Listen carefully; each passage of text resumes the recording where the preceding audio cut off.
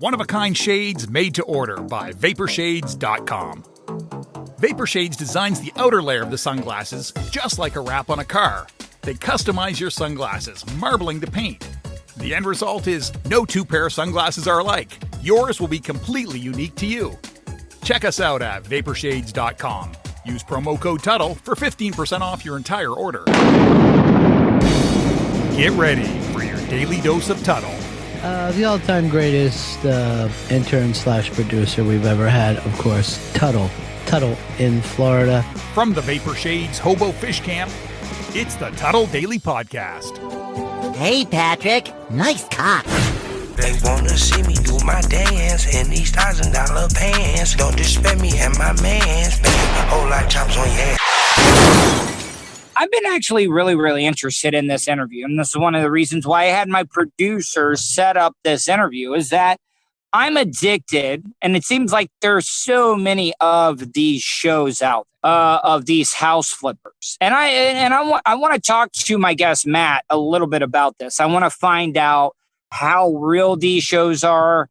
Are they just Hollywood magic? I know a lot of them, but trust me, I've worked in radio for over 20 years and I know when I can tell when stuff is set up. But Matt, hey man, I appreciate you giving me some of your time today. Now, Matt, who is here with happy you? To be here.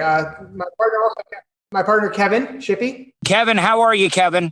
Fantastic. We got a little bit of lag, so we're going to try to keep up. Yeah, I know there is a little bit of a lag. I noticed that, but I can take care of it in post-production. So tell people how they can find out about your business if they want to use you as business-wise. How can people check you out?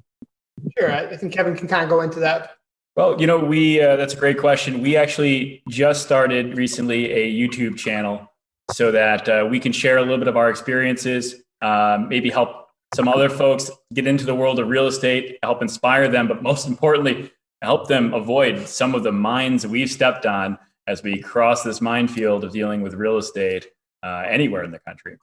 All right. So what are some of the minefields? If you wanted, Yeah, there is a lag. It's kind of here. Go ahead and finish up. So basically, we our YouTube channel, which we've called Two Guys Take on Real Estate. Basically, it's filled with videos, and we're going to keep updating it every week with my business partner Matt and myself, talking about some of our experiences, giving some tips, and looking for topic suggestions from anybody out there in the world of real estate. The main reason is, like I said, we want to be able to give back and help give free advice to help folks out there be as successful as possible. So what are some of the biggest mistakes that people make when they think that they can flip homes? Like, I plan for kind of the worst so that, you can be successful when things don't go as badly as. I'd like to go in a little. Yeah, no problem. A little bit more. One of the things that often is a mistake of a newbie would be actually underestimating like the rehab and not really knowing full well what they're getting into. And often I see rehab budgets go way over 100% what they originally expected. And that right there, if you were expecting a $20,000 rehab, it's now $40,000 and there's all your profit. So I think that's often what I see is a big mistake. Well, and also rehabbing not for the market in which you're selling. I mean, Why do a $15,000 bathroom remodel when, $5,000 could have done just great? Right. You're not going to see any additional capturing of that additional value that you put in. All right. So the main question is, say like an amateur, like somebody like myself wanted to invest and flip a house. What are some of the key things that you are looking at when you're looking at a home? Like, give me like the top 3 things that a home that you're wanting to flip needs to have. Just the basic things for the amateurs that are looking to get into something like this. Well, I mean, in terms of if you're doing it as a flip, I think how quickly, the house will sell once you have it finished. One of the things a lot of folks don't think about much is holding costs and getting eaten alive and how long it might take you to renovate the project itself, maybe underestimating how long it's going to take you to actually get the work done. and then how long it will take before the market's ready to absorb that property. Pricing it right obviously makes a big factor in that, but your holding costs is something you could greatly underestimate. I would also say knowing your market. Often people don't really know the market. So is 3 2-bedrooms, 2 baths really selling well, or 2-bedroom, 1 bath selling well? Are ranch style homes selling well, or contemporaries? Often if you buy a contemporary in a ranch, area, you could be sitting on, like Kevin said, holding costs much longer because that's just not what people are looking for. So really understanding the market is a really key factor, especially when you're starting out new. So when you guys say holding costs, you're talking about, like when you buy a rental or a place that you're wanting to flip, you're talking about holding costs of course, when you buy it, you got to pay the first month's rent or mortgage on it. So you mean by holding costs, the longer it takes you to renovate and flip the house is you're still having to pay that mortgage until you sell it? Well, so, holding costs, if you're flipping a house, generally, if you're having a mortgage or a hard money loan, you've got those costs. You're going to have taxes. You're going to have insurance. You're going to have be house flipping that goes on here in the Orlando area. I've seen a couple of those episodes and like Flipping Junkie and a couple other different little shows. Who's the guy out in Vegas?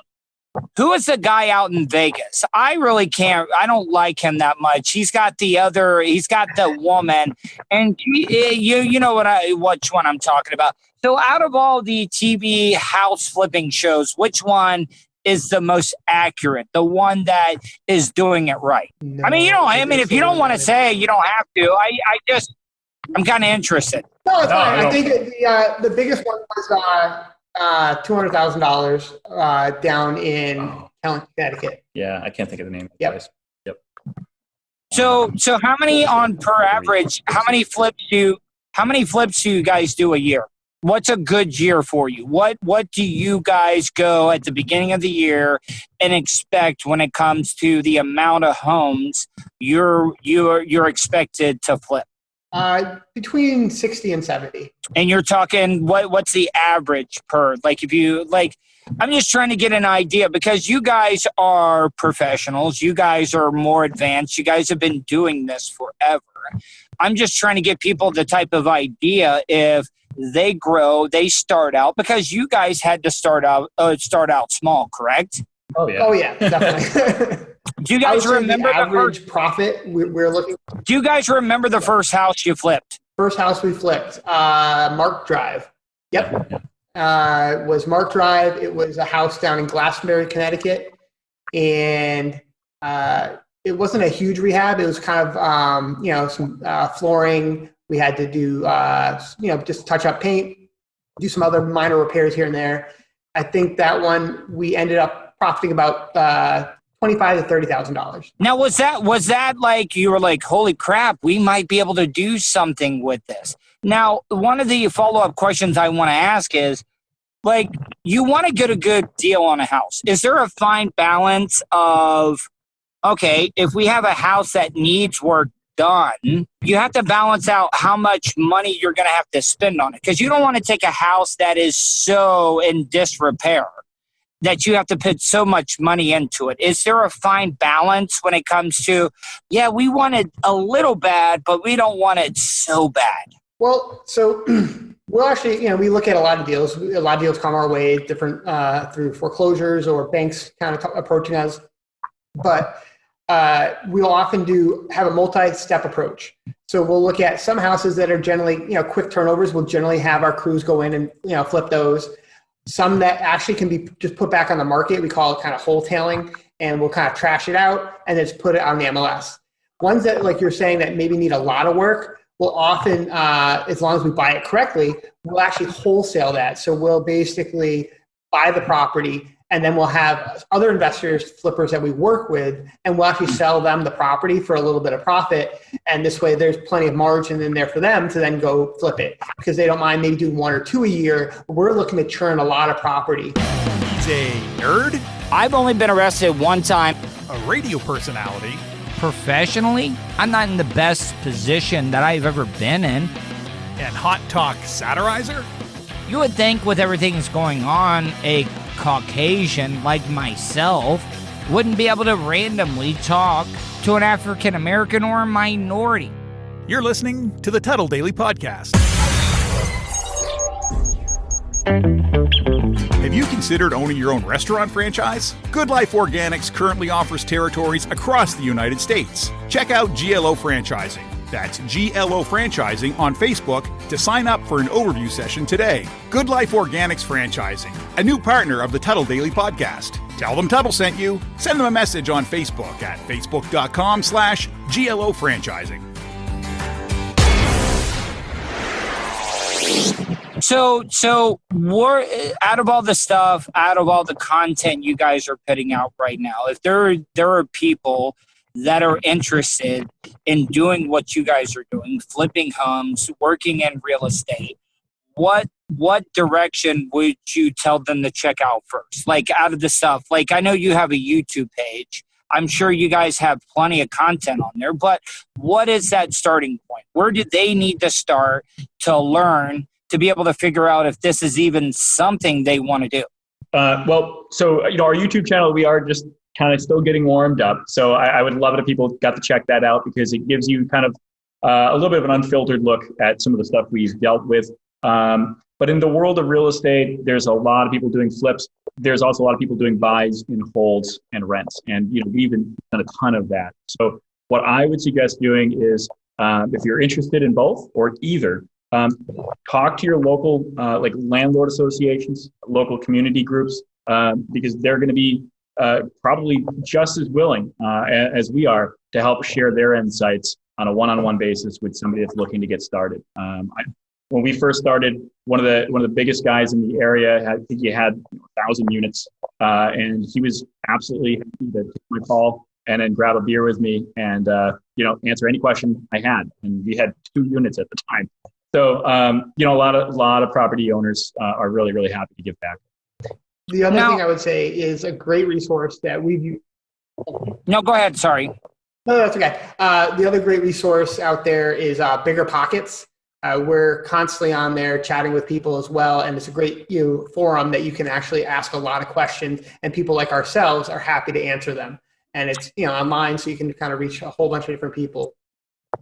Now, regional Facebook groups have. Yeah, on your website, do you guys have your email available if people want to email you guys and ask you any questions? I know you guys are already busy with your own stuff, but I didn't know if you guys gave out your email, if people wanted to email you and ask for any advice. Yeah, you don't want to go into detail, but do you guys have that? I mean, I would say honestly, right now we're really interested and excited about building up our YouTube channel. So we're really happy if anybody wants to. I didn't mean to pitch you on the spot. I know you guys are building stuff. I know that you're trying to inform people about the dangers, because there's got to be a lot of dangers in what you're doing if you don't know what you're doing, because you could lose your ass on something like this if you run into it and you don't know what you're doing. 100%. And that's why I was trying to say, anybody that goes to our YouTube channel and puts a comment in asking any kind of questions, we'll be more than happy to either message them back or directly message them back to help them. But that's where we're spending a lot of our free time and as a way to help channel our ability to give back to the real estate community. So yeah, it's not all doom and gloom out there. Real estate is a lot of fun. We have a great time coming to our office and being with our staff. It's been a tough 12 years, but it's been a great tough 12 years. And so we're happy to share all of that. So I don't want anybody to think, oh my gosh, real estate's so hard and it's terrible and it's going to be something you have to endure. You can actually, there's so many bright points about it. People often get caught up in the negative, but we hope to be able to show off a lot of the different aspects on our channel. Now, so have you guys thought about dipping your hand in Florida right now, the amount of people that are moving to Florida, like you guys could make a killing down here when it comes to selling stuff. You know what's very popular down here in Florida right now? Do you guys do many historical type homes? Because they have those historical type areas down here. Do you guys, is that like a big no-no when it comes to flipping houses? You don't want to touch the historical stuff. So I'm not sure about what the laws are and the regulations are in Florida, but I know in Massachusetts, historical, there's a lot of things you have to follow. Everything has to be very, brought back to the same like it was, and it really increases your cost. Now, some of those homes, you can sell them for more, and you just got to kind of find that balance. But I generally find that newer construction is easier to work with. You're not dealing with, especially up here, you have a lot of lead paint. You have asbestos. Asbestos. Do you guys deal with asbestos and stuff up there? Or no? Oh yeah, we have asbestos removal we have to deal with, lead paint removal. These are big hot topics in Massachusetts specifically. And with historical properties, we found that a lot of the people buying them are actually not buying them to flip, to live in and move into. So that might be a great target property for a wholesaler. So now, does it mean the bigger the gamble, the more the profit you can make, though? Or do those two correlate with each other? Like the bigger gamble, like, hey, this house might need a little bit more work. It might be historical. Yes, I might have to spend a little bit more money. But does a bigger gamble mean more potential for profit? So it depends. I mean, often the bigger the gamble, so if it means a lot of work, or often something around here, foundations, if it's a big job and people then generally shy away from it. So generally you can pick it up for a cheaper price. So obviously if you can pick it up cheaper, sell it for a higher price, then there generally is a bigger margin, but it all depends on, the market. Out here in Mass and Connecticut, there's a big issue with pyrite in foundations, and having, I think Connecticut, over 34,000 homes have been impacted, and people have to basically replace entire foundations. We're working on one right now in Ellington, and pretty much everyone shied away from it.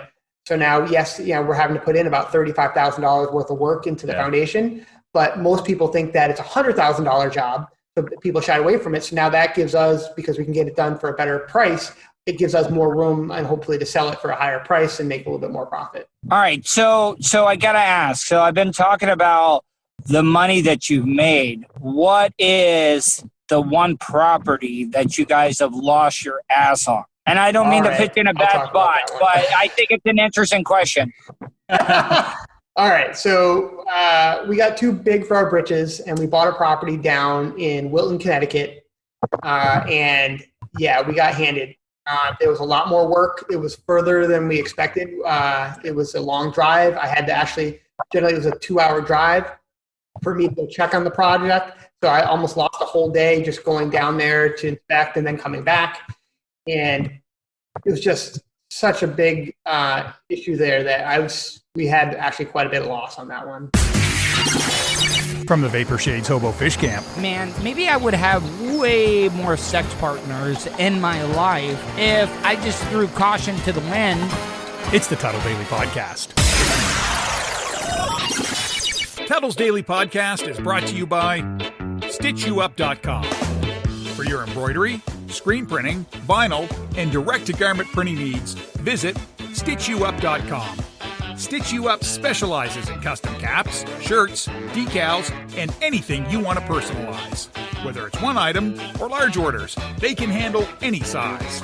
Unsure about what you want? Let Stitch You Up help you with your logo design. Visit StitchYouUp.com or contact them, Eric@StitchYouUp.com. Stitch You Up. Definitely not your grandma's embroidery.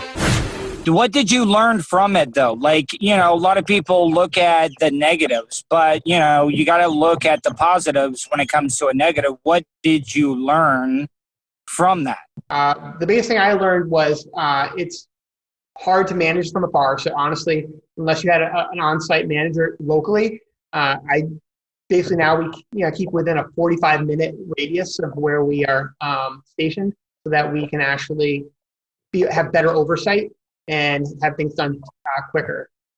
That was the biggest thing I'd say, Emma. No, I would agree.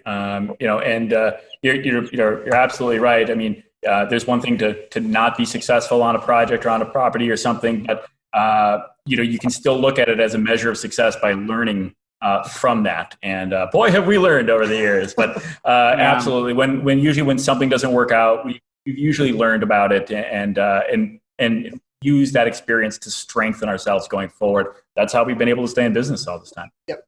Yeah, I like to talk to people that have started from nothing to grow into something bigger. And with the economy and a lot of people being laid off right now, how many people do you guys have employed right now from your business? Just two guys growing something. How many people do you guys keep employed? So, we basically have about 25 people that are on staff that work with us, which is awesome. We love the fact that we are able to be part of the community and create jobs. It's the American dream right there, if you ask a lot of people. On top of that, though, we work with just a variety of amazing vendors that we love to be able to. Contractors. You guys are putting a lot of contractors in business with you guys working on these homes. And now, this is another question, and I got to wrap it up. But like, after a certain amount of time, do you guys trust certain people that they do good work for you, so you repay them with your business, like people that are reliable? How important it is to find reliable people to do work when you're wanting to flip homes? I would say, yeah, it's extremely important to find reliable people. And when we do find them, we try to make sure they understand that they're appreciated. And, one way is making sure they're, paid on time, and not trying to do net 30 or something like that. They finish the job, they're getting paid. And this, keeps them coming back for more work. But yeah, once you find a good contractor, hold on to them, because it is very difficult, especially right now.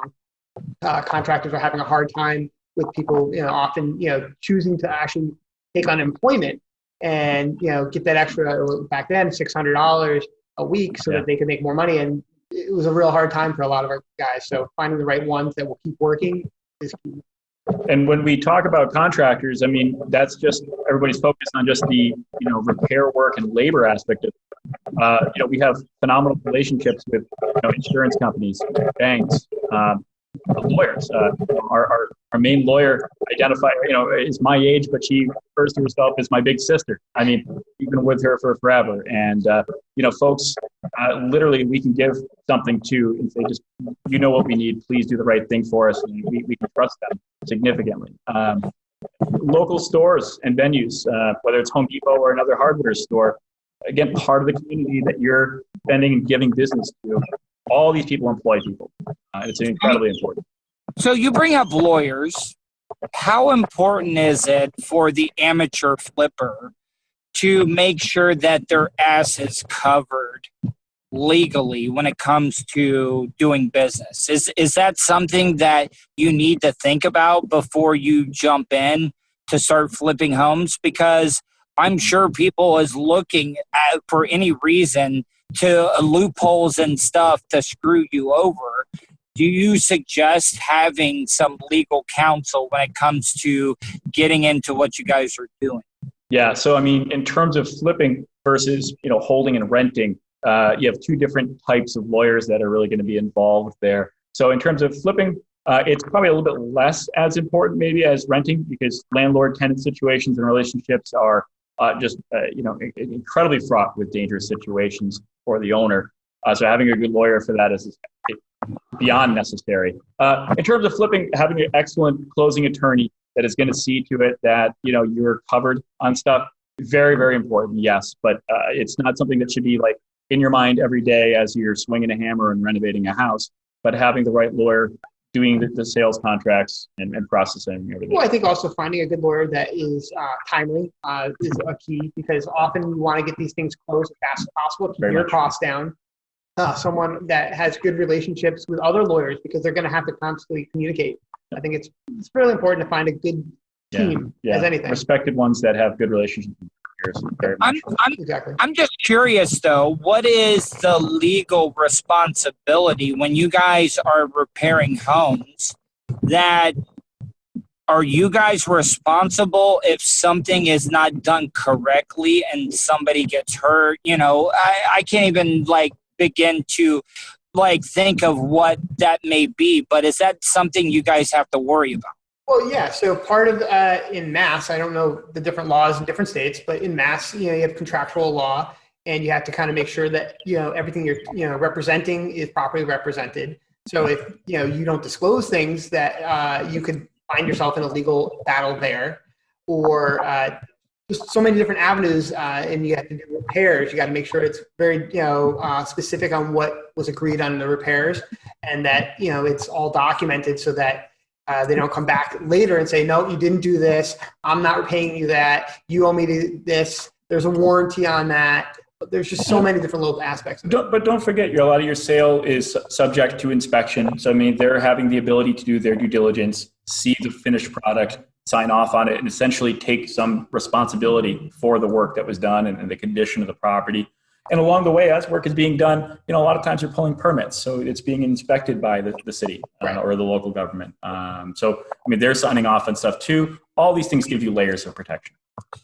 Guys, I didn't think I was excited about this interview, but it turned out way better than I actually thought it was going to go, because I'm interested in this type of stuff. And I think a lot of people are trying to find other ways of making money right now. And I think a lot of people don't do the research that is needed before they get into something, a new endeavor. And I think you guys are helping out a lot of people, because, the housing craze and the from 2000 to 2010, where they were just giving loans to everybody. Everybody was like, hey, this is a get rich scheme. We got to get in on it right now. And I think a lot of people made mistakes. And I think you guys are informing people that want to be able to get into this. Tell people how they can find all of your stuff, all of your content online. Sure. So our website is yellowbrick.org. And then Kevin, Yeah, so yellow like the color, brick like the building material.org. And that's our property management, website. But like I said, we're building a YouTube channel. It goes by Two Guys Take on Real Estate. And we're still learning our way through YouTube. So bear with us for we're still working our way up. Well, you guys need to get on the TikTok. We're really excited about, because it's fun. We're TikTok will be good for you. You guys doing stuff on TikTok. We just started TikTok. Yeah, I mean, you guys will learn it a little bit more. We're learning it. We just started it just the other day. No, I think you guys will grow big. We're getting there. We're getting there. And honestly, hopefully we grow into Florida, because I'm looking at your video and I see all that sunshine behind you, and I'm thinking it's getting into cold weather up here in Massachusetts. So I want to get down there and see one of Massachusetts' best treasures. I have all these tropical plants. Look at the water. You can see the water out there. Can you see the water? I know. It's nice. It's fantastic. What I want to go down there and see is Massachusetts' best treasure, which is Tom Brady. So I want to see him in his new home in Florida, playing at Tampa Bay. So everybody down there in Tampa Bay, and we'll talk. Everybody is Tom Brady crazy right now in the area, and we got Gronk as well too. So we got like two Patriots legends when it comes to football teams. But Tom Brady forgot what down it was the other day during that game. So maybe the age is catching up to him. Well, you know what they say, everybody from Massachusetts retires and moves to Florida. So I guess maybe that's what's happening. Well, listen, guys, I want to have you on. Nice. I want to have you guys on again. I think you guys are very informative and extremely entertaining. So I want to thank you for giving me some of your very busy time. And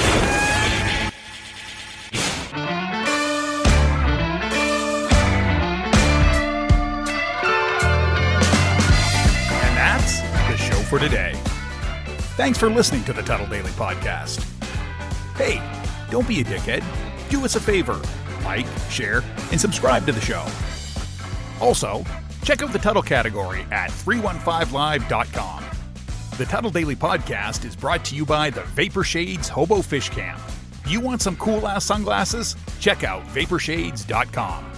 Also brought to you by StitchYouUp.com, PocketPairClub.com. Special thanks to show intern Hannah and Charlie Alamo for their contributions. Additional imaging and production is provided by CCA Productions. Facebook.com/CCA Productions Presents. Show voiceover service is brought to you by JCVoiceover.com. That guy's got a damn sexy voice. You should hire him. Check out JCVoiceover.com. If you want to help support the show, go to paypal.me/Tuddle on the radio. Comments? Concerns? Or do you just want to let Tuddle know he's being a dickhead? Tuddle@gmail.com. That's Tuddle with 2 Ds at gmail.com. To follow all of Tuddle's social media, go to Tuddle.net. Thanks again for all your support, and we'll see you tomorrow on the Tuddle Daily Podcast. Hey, yo, Terry, fuck going on? One-of-a-kind shades made to order by VaporShades.com. VaporShades designs the outer layer of the sunglasses just like a wrap on a car. They customize your sunglasses, marbling the paint. The end result is no two pair of sunglasses are alike. Yours will be completely unique to you. Check us out at VaporShades.com. Use promo code Tuddle for 15% off your entire order. Get ready for your daily dose of Tuddle. The all-time greatest intern/producer we've ever had, of course, Tuddle. Tuddle in Florida. From the Vapor Shades Hobo Fish Camp, it's the Tuddle Daily Podcast. Hey, Patrick. Nice cock. They wanna see me do my dance in these $1,000 pants. Don't disrespect me and my mans. Bang, whole lot of chops on your ass. I've been actually really interested in this interview. And this is one of the reasons why I had my producer set up this interview is that I'm addicted. And it seems like there's so many of these shows out of these house flippers. And I want to talk to my guest, Matt, a little bit about this. I want to find out how real these shows are. Are they just Hollywood magic? I know a lot of them, but trust me, I've worked in radio for over 20 years and I know when I can tell when stuff is set up.